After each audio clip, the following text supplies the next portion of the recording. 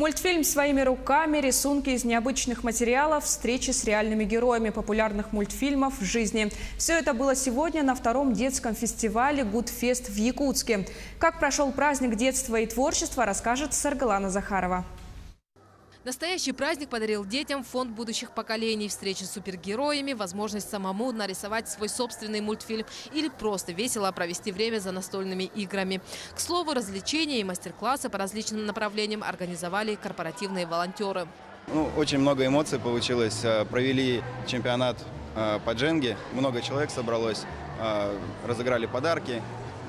Я думаю, что все было супер, всем понравилось. Здесь нашли занятия на свой вкус дети самых разных возрастов и даже их родители. Вот эту вот таксу из кожи вон там вырезал.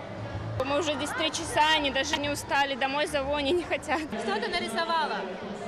Сердечко и цветок. Особенно понравились мастер-классы. Проводить время с друзьями, по-моему.